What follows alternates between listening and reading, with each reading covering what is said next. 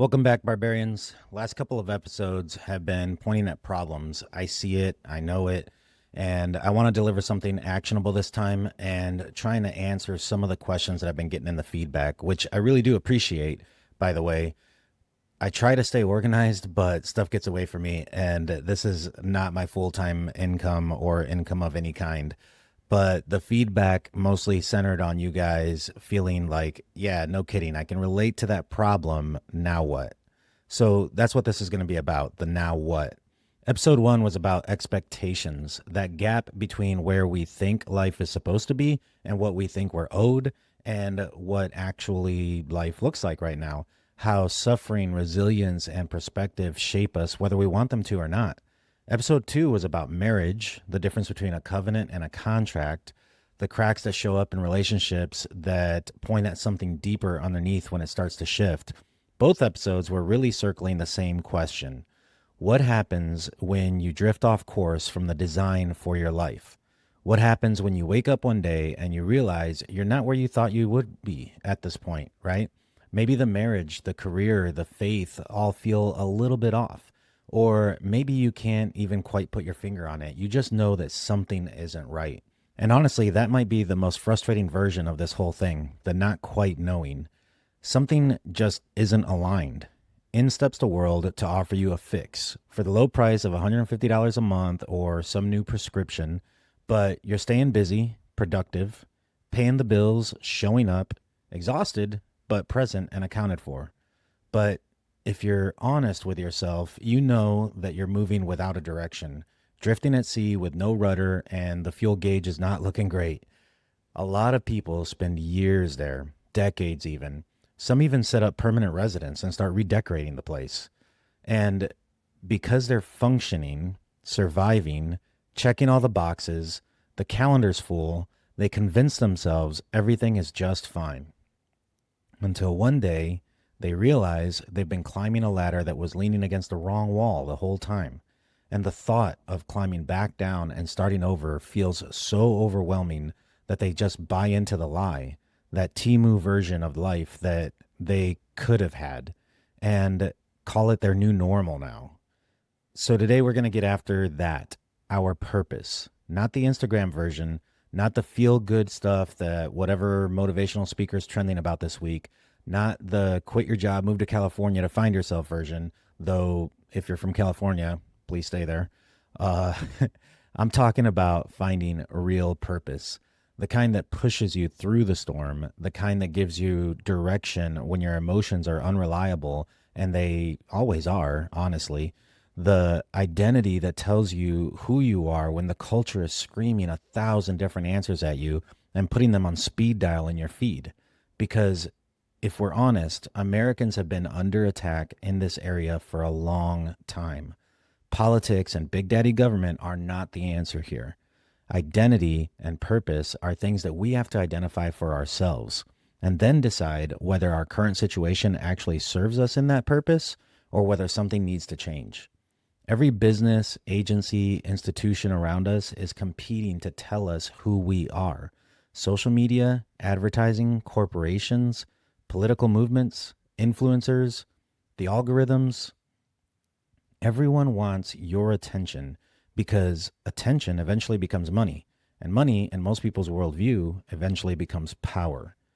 It's been my experience with most activists and social justice groups that they are far less concerned with the equality they sell and more concerned when they're going to get their turn. They think that they're owed their turn in the driver's seat to be the oppressor, the entitled, the elite that they think is the easy life portrayed by Hollywood. They don't understand heavy is the crown because they've never had to wear that weight of leadership at that level.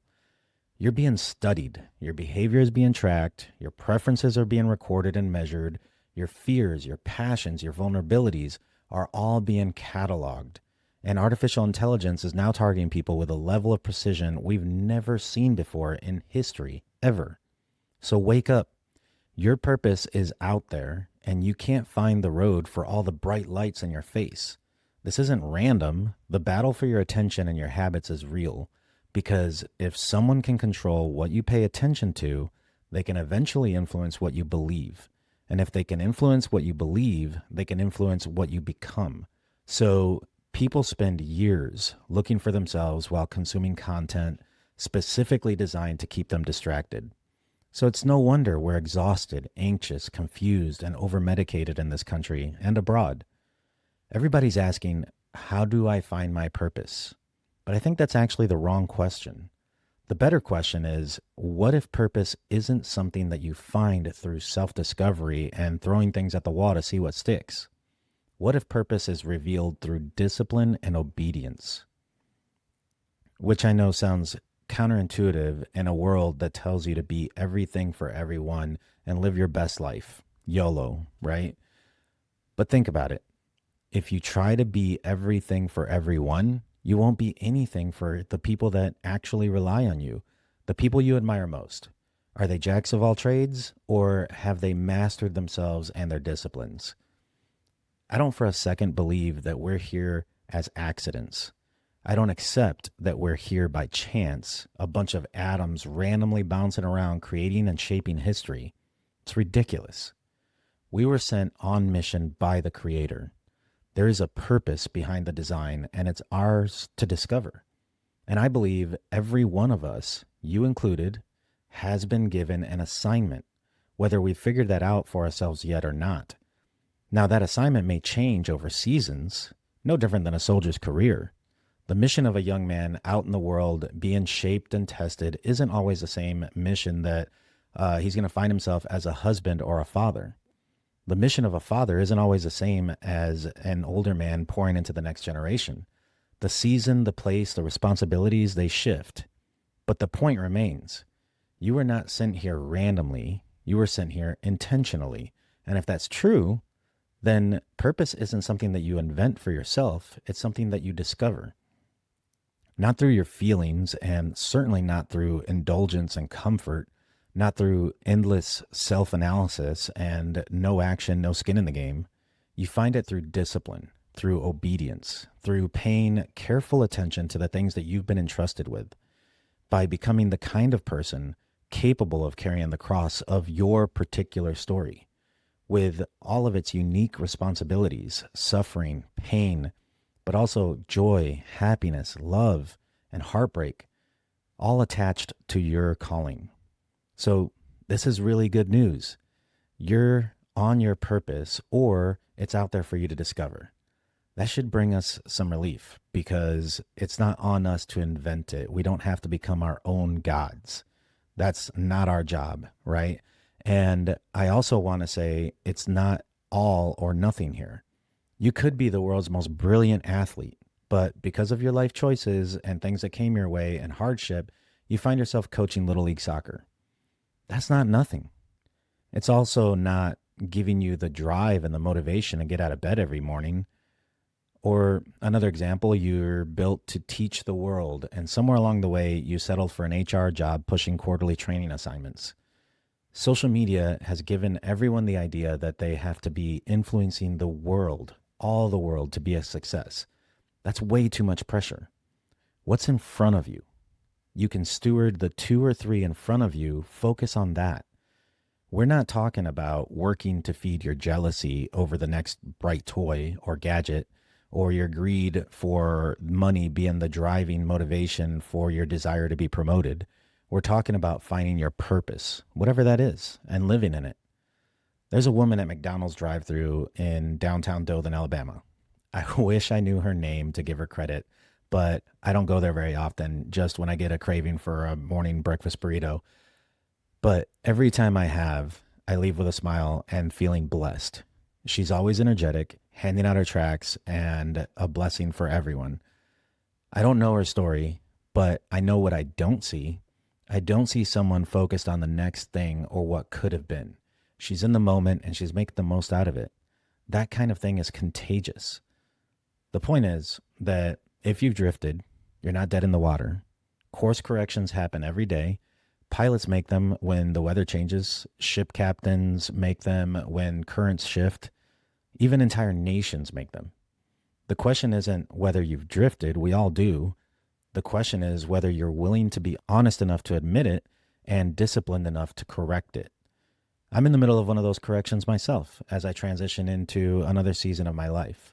So, anyway, enough of that. If I keep going, honestly, it's going to be the whole show and uh, maybe the longest intro ever.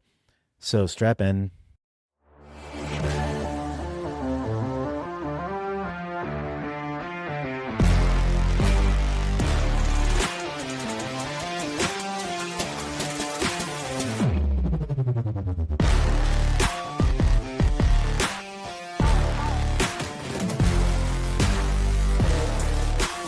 All right, before we go any further, we need to call out the biggest deception being sold about your purpose right now.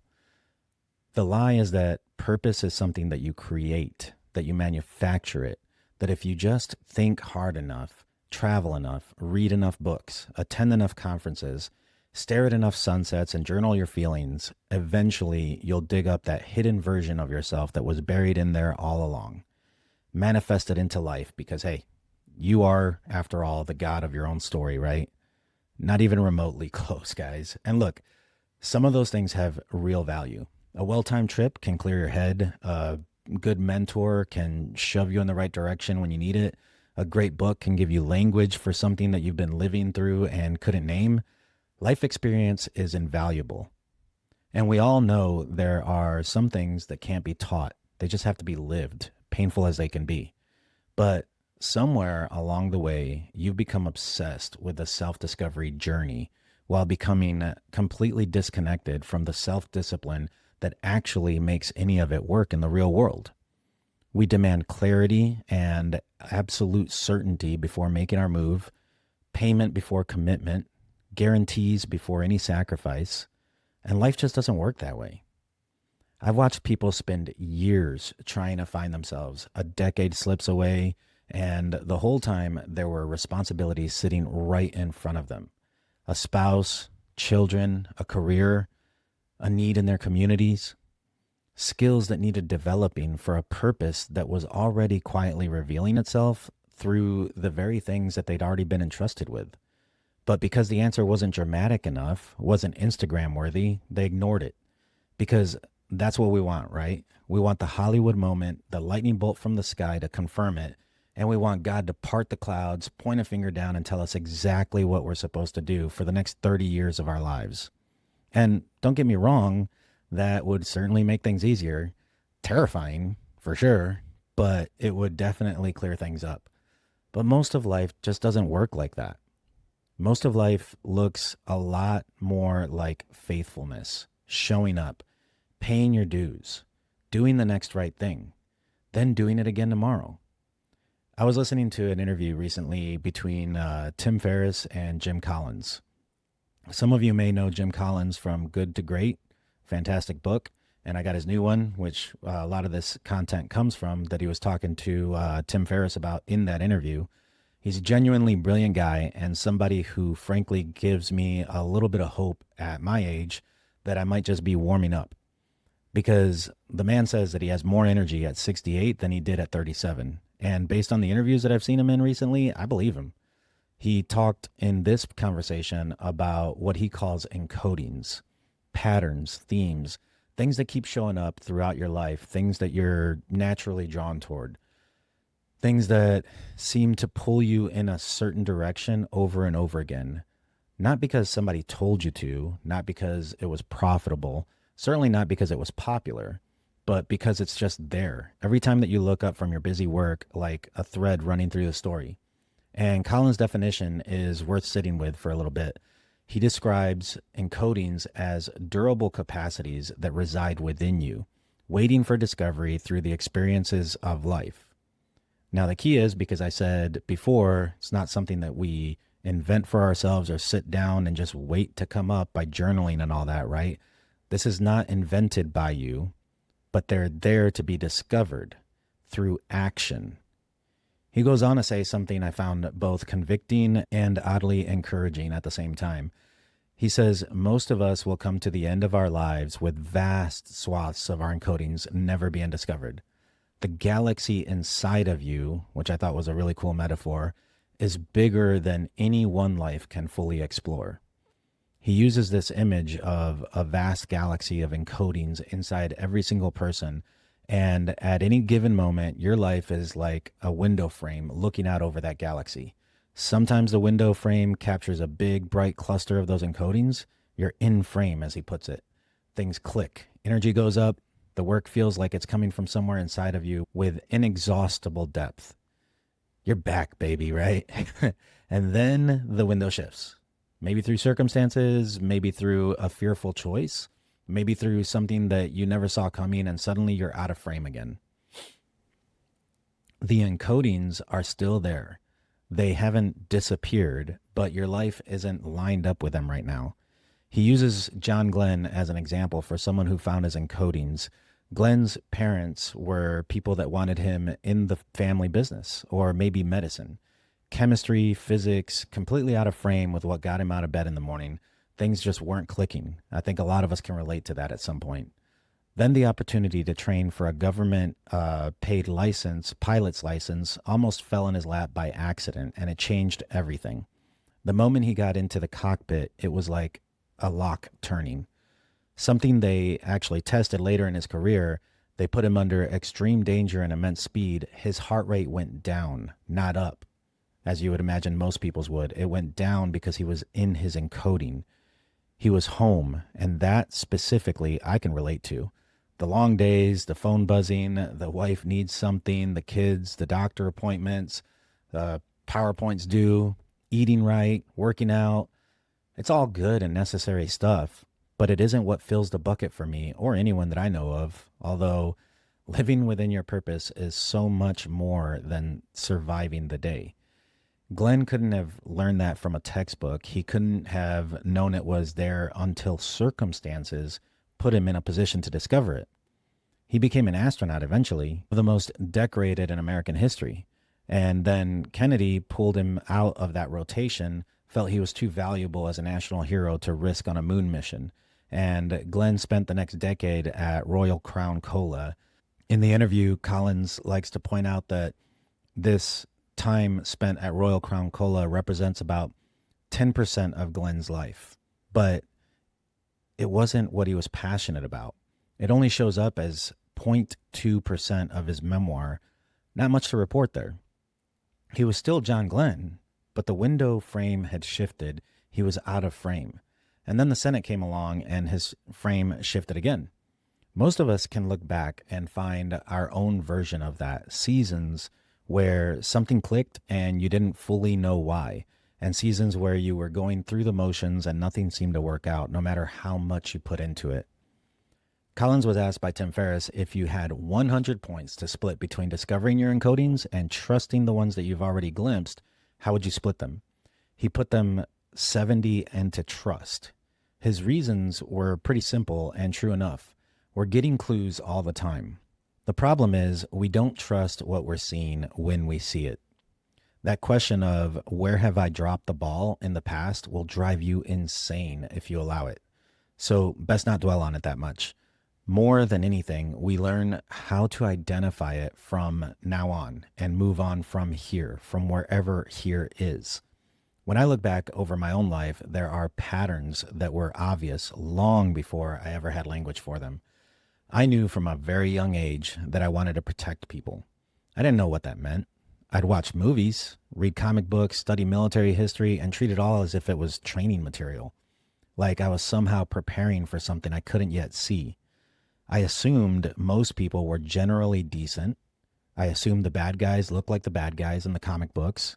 And I assumed that evil would announce itself when it walked into the room with a 10-minute monologue of their diabolical plan. Like most things in my life, I learned the hard way that I was very, very wrong. Turns out evil is often a lot harder to find than that. It hides in plain sight, often right next to you, because we become so desensitized to it in our presence. The people who need protecting don't always look like victims. And the toughest lesson, the one that took me the longest, is that the hardest battle usually isn't against the monster out there. It's against the monster in here. The pride and anger, the selfishness, my lust, the stench of fear and excuses. The part of you that wants all the rewards without any of the responsibility. That monstrous, entitled little boy has done more damage to me and my life than any enemy I've ever actually faced in the field. And I think most of us, if we're being honest, would probably say the same. Jordan Peterson said something years ago that I couldn't agree with more. He said, "A harmless man is not a good man. A good man is a dangerous man who has that danger under voluntary control." Weakness isn't a virtue. Being incapable of causing harm isn't the same thing as choosing restraint. The goal isn't to eliminate strength. The goal is to take that strength, build it to its peak, and then bring it under complete and disciplined control. Because when the monster is uncontrolled, it turns on you and the things that you love. When it is controlled, it can protect everything that you hold dear. It takes a monster to deal with the monsters coming after you and the people that you love. Though I walk through the valley of the shadow of death, I shall fear no evil. His rod and his staff, they comfort me. They comfort me because my God is bigger and badder than anything else out there by far. And I live in his loving grace. What an amazing blessing to reflect on, guys. And it's there that purpose started showing up in my life. Not in my fantasies, not in my feelings. It was in my disciplines. Like searching for something in a murky riverbank, right? You have to stand still, let the water settle to see anything. It was there in the things that I was willing to carry, in the responsibilities I couldn't seem to hand off. The thread was protection, long before I understood what that meant. But I don't want to church it up. I'm not talking about Hollywood glamour shots of a hero riding off into the sunset to the crowd's applauses. In reality, those with this calling know it's a lot of work, frustrating work, being oriented on protecting the community, the sheep, while everyone else seems to live in complete naivety to the wolves standing in the crowd with them. They invite them in most of the time. So, I mean, yes, we live in a very safe society, possibly the safest in history.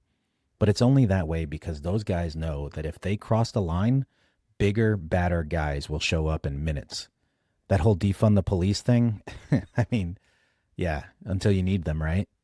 Tell you what, you got an issue with how the police are doing things, join them. Do it differently. That's how you do change, guys. We need our brothers and sisters in blue, and they need us as well. Anyway, my path jumped around a bit.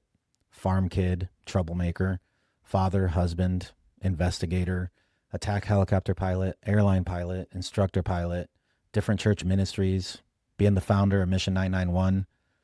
These were separate chapters. They were iterations of the same struggle. Different posts, same overall job assignment, right? The mission, the medal didn't change. The details changed. The day-to-day stayed consistent. Most people have a similar thread running through their own lives. The problem is they overlook it because it doesn't seem dramatic enough. They assume that purpose should announce itself with fireworks. One of those old guys singing telegrams, or the tense orchestra music building up in the movies when something important is just about to happen. Instead, it usually shows up quietly through the problems that bother you more than they seem to bother anyone else around you. The righteous anger you feel toward a particular wrong when nobody else seems to care in the room. The burdens you keep picking up even when nobody asked you to, and nobody is going to give you any credit for doing it. People are weird like that. They often dismiss the very things that they're naturally wired for. We assume that because something comes more easily to us, it must not be that important. But often that's exactly where the clue is. The thing that seems obvious to you is not so obvious to everyone else. The skill you take for granted is the thing that somebody else has spent years trying to build up. That's not an accident. Purpose and responsibility are a lot more intertwined than most people give them credit for. We've been sold this idea that purpose is primarily about self-expression and self-fulfillment. Me, me, me, me, me. But when I look at people I most respect, that's not what I see at all. I see people who have become deeply committed to something outside of themselves, their family, their community, their craft, their faith, their team, their mission. They ask, how can I serve? Not, what can you do for me? And here's the thing. The moment that you stop asking what life owes you and start asking what has been placed in your care, the fog starts to lift. The path doesn't suddenly become easy, not by a long shot, but it usually becomes a whole lot clearer. A lot like the bottom of the riverbank, right?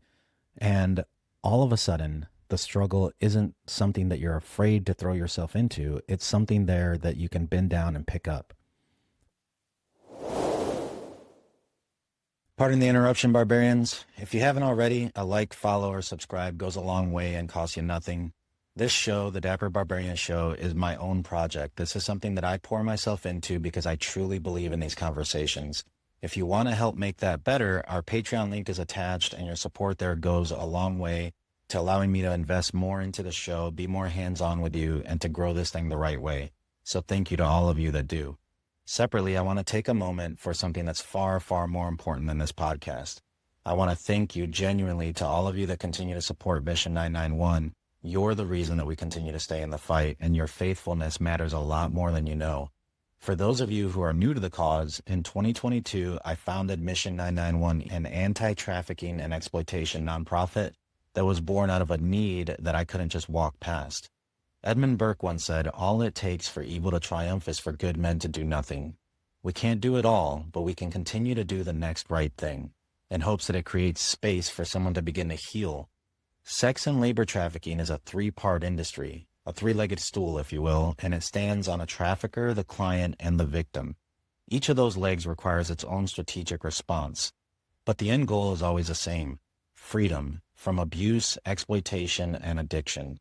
At Mission 991, we partner with agencies and tailor our response to where that need is greatest: education and awareness, field digital intelligence gathering and analysis, and victim aftercare. We leave the 99 in pursuit of the one, and we raise our voices for the ones who can't, so that we can rejoice with heaven at their safe return. If you're not yet a shepherd, I want to ask you to consider it. A recurring gift, even the small one of an overpriced coffee that you were going to buy anyways, goes directly toward the basic care and long-term rehabilitation of victims in our areas of responsibility and in the pursuit of them. That's the trade-off that I'm asking: a little bit of your comfort for someone else's freedom and for the ability to them feel human again. So you can learn more about what we do and become a one-time or recurring shepherd at mission991.org. Thank you so much. It isn't the suffering and hardship that most people struggle with. It's the uncertainty, the committing to a deception of flowery lies to motivate their actions and decisions. That's what's bothering them. You know, soldiers are a lot like this. If you're honest with them about the conditions and the expectations, even when the situation is genuinely bleak, they don't have a problem with that. They can carry an enormous amount of weight if they understand why they're carrying it. It's when you start with the smoke and mirrors and tricks that the politicians and the brass think they want to hear that morale and order starts to break down. Look at how Afghanistan went in the years leading up to that exit. I'll leave the politics out of it, but the men and women on the ground knew what was happening long before the people making the decisions were willing to say it out loud. Just give people in uniform the respect to tell them how it is. Let them be professionals they were trained to be. Let them fulfill their purpose and put the job behind them. That principle extends way beyond the military. Most people can endure far more hardship than they think that they can if they understand why they're enduring it. That's not just true in combat, and oftentimes our youth would benefit from a little bit more of that treatment. If you treat somebody like a child, they'll act like a child. If you start treating them like a grown-up, they'll rise up to that. It's even true in marriage, in raising children, or building a business, in addiction recovery, and almost every worthwhile thing that you'll ever attempt. The suffering itself is usually not what breaks people. That feeling of, why am I doing this? What's the purpose? Why did I even show up? Carrying a burden that no longer seems connected to anything worthwhile, that's what crushes the human spirit. That's why purpose matters. Not because it makes life easier, because it makes hardship make sense and gives you a destination when you're carrying your cross. A father working a second job doesn't necessarily enjoy working a second job. Trust me, He'd rather be home with his kids. The famous country song, The Dollar by Jamie Johnson, I think it was, that line, Mama, how much does this buy me? After the kid breaks open his piggy bank is a gut check moment. It was to me. But it doesn't change the fact that the dad, he still has to go. The bills don't get paid on good feelings. But it is important to keep things in perspective. Meet the needs, but take the kid fishing over getting him the new Xbox that he thinks he needs. Or on the other side, a mother getting up 3 times a night with a newborn isn't having a great time. A business owner staring at payroll, wondering how he's going to make it in this month or next month isn't having fun. But purpose changes how those sacrifices are interpreted. The burden remains, the meanings change. And when the meaning changes, people discover reserves of strength that they didn't know they had. I've watched this in aviation. I've watched young pilots do things they were completely convinced they couldn't do. Not because they magically became more capable overnight, but because they reached a point where the mission became more important than their fear. That's when real growth happens, not when fear disappears. When something becomes more important than it and it no longer has the driver's seat. But don't forget that the only time that you're going to find that growth is when you walk into those situations where you're going to feel that fear, not by avoiding it. That's a lesson our culture desperately needs to hear right now, because we are surrounded by messages telling us to trust our feelings above everything else. If it feels hard, leave. If it's uncomfortable, avoid it. If it creates anxiety, remove it. If it challenges you, silence it. If it requires sacrifice, question whether it's really worth it. After all, if it's right for you, it would make you happy, right? God, I've grown to hate that word, happy, because so many people just don't have a clue what it is. Like in The Princess Bride, my friend, you keep using that word. I do not think it means what you think it means. The problem is that almost everything worth having requires exactly those things: the anxiety, the fear, the courage to engage with it. A strong marriage requires sacrifice. A strong body requires sacrifice. A meaningful career requires sacrifice. A real relationship with God also requires sacrifice and obedience. A healthy community is no different. If you're in any of those and not feeling the sacrifice, chances are you're a freeloader. Not that there isn't sacrifice to make. The real life most people say they want is built almost entirely from things they're taught to avoid so that they can be controlled. And eventually that contradiction catches up with them. They wake up one day, successful on paper, entertained, comfortable, distracted, and completely unsure why they feel so empty, even though the bank account is full. Because comfort was never supposed to carry the weight of purpose. Comfort makes a wonderful companion. It makes a terrible God. And we have been taught to sacrifice everything on the altar of comfort. If COVID taught me nothing else, it was that most people will give up anything if you endanger their comfortable little lives. That's where discipline enters the picture. And I want to be careful about how I say this because the word gets misunderstood constantly. Lives keep borrowing words like discipline, courage, and pride to give themselves the illusion that their lives matter, while they sit at home and continue their parasitic relationship on society. Discipline is not punishment. It's not self-hatred. It's not proving how tough you are to people who are watching. Discipline is simply teaching yourself that your feelings don't get the final vote. That's it. It's okay to be hungry. You don't need the candy. It's okay to be lonely. You don't need the porn. It's okay not to have the nicest car. You don't need the loan. The word disciple and the word discipline come from the same root. Both involve submission to something greater than yourself. That's why discipline isn't actually the enemy of freedom. It's actually how you get there. A man who can't govern himself will eventually be governed by his appetites.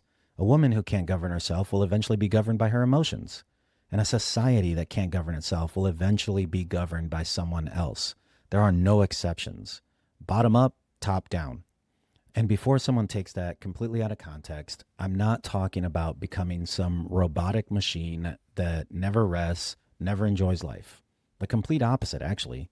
The most disciplined people I've been around love life the most and enjoy it the most. They're present when they're with their families because they handled what needed handling. They're able to rest when it's time to rest. They can enjoy success without being controlled by fear of the next failure.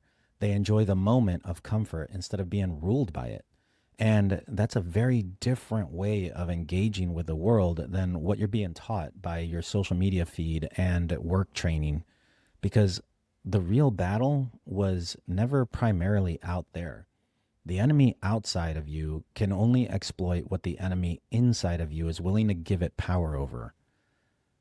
That's been one of the hardest lessons for me in my own life. Every major drift, every time I've gotten significantly off course, I can trace it back to the same place.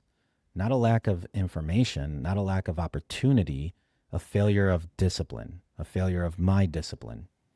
A moment where I knew what was right and I chose something easier and justified it in some way that made it look good. A moment where comfort won the vote. And every time that has happened, the bill eventually comes due, not because God is sitting in heaven waiting to punish us, because reality has consequences. God's commands aren't arbitrary. They're instructions from the designer on the design. From a loving father who would rather see us avoid those mistakes, but a loving father who will also allow us our consequences to teach us to do better. And when you ignore the owner's manual long enough, things eventually break down. Usually you first, then the people around you, because it comes down to that nasty word people hate so much, accountability. Those lessons take time. And you might find yourself wondering if maybe you missed a boat. Maybe becoming the man or woman you can be proud of took 30, 50, maybe 60 years. Is it too late? Obviously not. Some people's best work comes later, not just a little later, a lot later. Collins, in his interview, also pointed out Benjamin Franklin as one of the better examples of this in American history. And I think Franklin gets underused because people just slap his face on things and forget to actually read the story. Or you read something that says 20 years and you just kind of blink it away. A lot can happen in that time. Franklin was a printer in his 20s. He was good at it, made a living, not the movie-worthy version of a life quite yet. In his 30s, he got serious about writing and publishing. Poor Richard's Almanac was already revealing threads of the mind that he had and what would eventually come from him. But he wasn't Benjamin Franklin the way we know him, not yet. He was still warming up. In his 40s, he turned to science, electricity, the lightning rod, something that changed how human beings understood the whole physical world. It was in his 40s that his political career also started, something that would ramp up significantly in his later years, but arguably his most consequential work, the negotiations with France that secured the alliance for American independence and the Constitutional Convention, the diplomacy that helped hold a fragile new nation together long enough for it to find its footing. 81 years old in 1787. Franklin didn't have one chapter. He had 4 or 5 distinct ones. I've often joked that I've lived multiple lives at this point because it can definitely feel that way, with each building on the last, each unlocking something new, but the old lessons remain. In Franklin's case, the printer became the publisher, became a scientist, became a statesman. The encodings were there the whole time. Different seasons brought different windows in a frame, but his attention to detail, his curiosity, and his ability to articulate the problem and then solve it all remained. Collins would say he was never reinventing himself. The encodings that he talks about, the curiosity, the clarity of thought, the ability to persuade and communicate, that drive to solve problems, those were always present. So what changed was which window frame his life was looking through. I find that genuinely encouraging, not because I think I'm Franklin. I'm just a dude working to do the next right thing. Nothing fancier than that. But because it means the story isn't written for us yet. It means that the window can shift again, which cuts both ways. There are certainly things in my life at the moment I'm frustrated with and look forward to changing at some point. But there are also things I know that I need to enjoy and cherish before they slip away in the current of changes, right? It means that the best in frame season of your life might not have even arrived yet. That research that Collins did across lives that he studied showed the same pattern: fog phases, cliff events, as he puts it, long periods of feeling out of frame, followed by seasons of remarkable clarity and output. Nobody gets a straight line. It all just kind of meanders in the same general direction as long as you keep getting out of bed every day. So if you're in a fog right now, that's totally fine. It doesn't mean you missed it. It doesn't mean you're behind. It means you're in a season that every remarkable life has ever been through.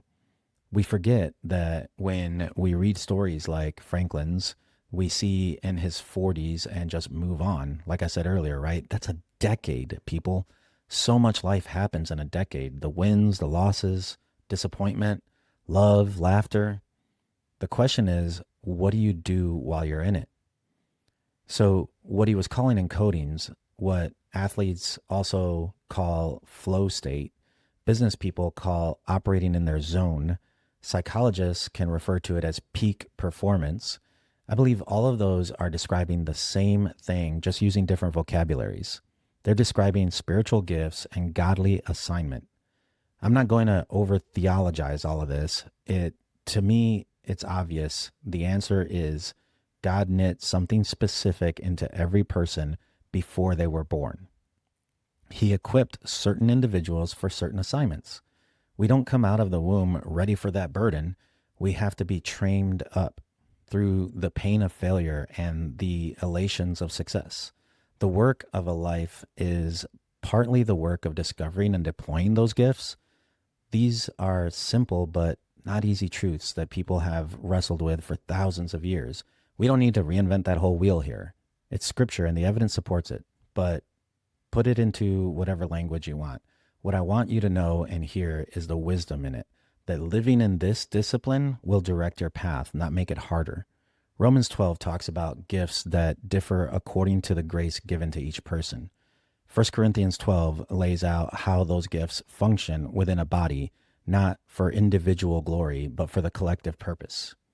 Ephesians 2:10 is another one that says, "We are his workmanship, created in Christ Jesus for good works, which God prepared beforehand."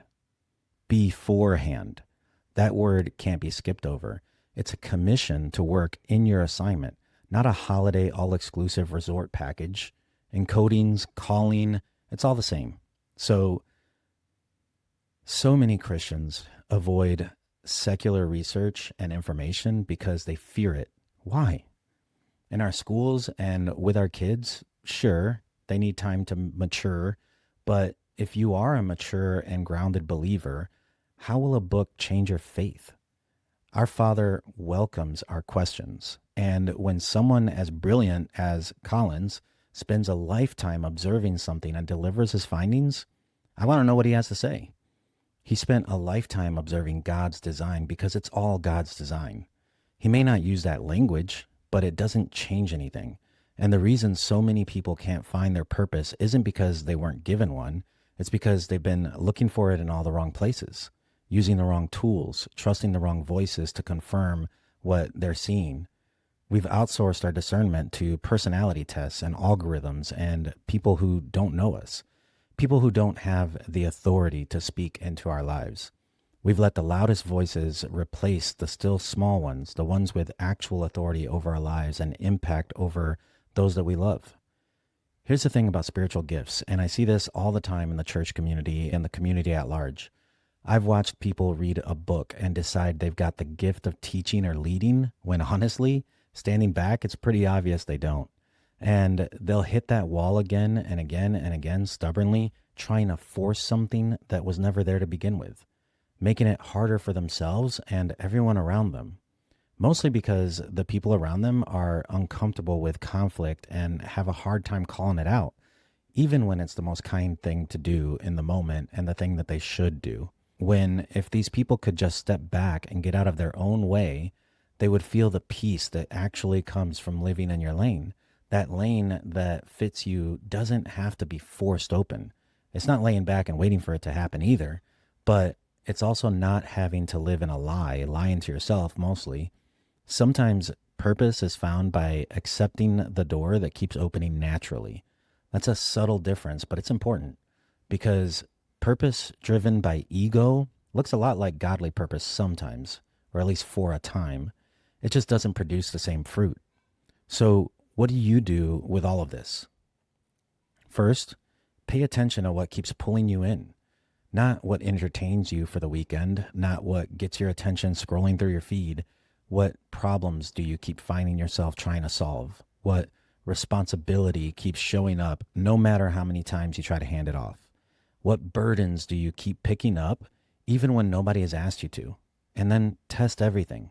If something just came to mind, you have to be brutally honest about it. Does it keep coming back to you because you're too stubborn to take the obvious loss and move on? Is it because you're a micromanager who wants to control every aspect of it and the people that you've handed it to? Or is it that you're a great speaker? Or maybe that you crave the spotlight and the attention that comes with it? Is fitness your lane, or is it a desperate attempt to ignore your body image? I could go on and on and on.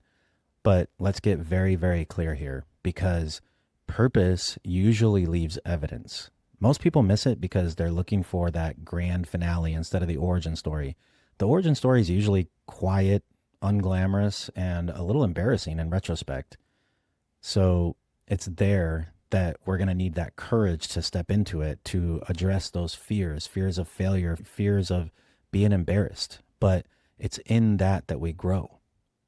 Secondly, and this one's a little bit harder, you have to start trusting what you're seeing. Collins was really clear on that. He said 70 points out of 100 goes to trust, not discovery. We're getting clues all the time. And John Glenn's parents didn't want him flying. Job is a perfect example in the Bible where his friends and even his wife questioned his purpose and his resolve. Think about that for a second. The people who knew them best were pointing them away from the very thing that they were built for. When those men got a glimpse of their encoding, their spiritual gifts and their calling, they trusted it. They didn't let the people around them talk them out of it. And that's not arrogance. That's discipline to stay the course and weather the storm. Because the truth is, if you outsource that discernment, like I said earlier, if you allow your calling to be assigned by people, by a man or a woman in your life, then they can just as easily strip it away from you. So don't do that. Third, and I want to be very clear because it matters, some of this cannot be taught. Some of it has to be lived. Some lessons have to be lived, as uncomfortable or difficult as they might be. You can read every book on suffering and still not know what it produces in you until you actually step into it. You can study courage academically and still not know if you have it until you're standing at the edge of something that costs you something. You got to put skin in the game, and you push forward anyway. What will you do when you get punched in the face? That's a old school one, but honestly, if you've never been in a ring, and I highly recommend that you do at some time in your life, then you simply can't know. So there's head knowledge and there's heart knowledge. Colin said the same thing, just in his own way. You can do years and years of academic schooling, 10 MBAs under your belt, and still not be encoded for something that requires actual field experience to discover. And if you've ever been in a workplace, you know the difference. You can spot it a mile away. The ones that, maybe look good on the resume versus the guy that's been doing it for 15 years and he just knows. So stop waiting to have it all figured out before you make a move. The clarity usually comes after that step, not before it. Moving toward the things that are pulling you in. Take that next step, the next right thing, and then the next one. Pay attention to what lights you up and what's draining you, and then trust the data. A pilot doesn't need to see the entire route to know the next heading, And a ship captain doesn't need to see the port destination to make a course correction. He just needs to know where he is now, where he's trying to go, and what adjustments need to happen right now.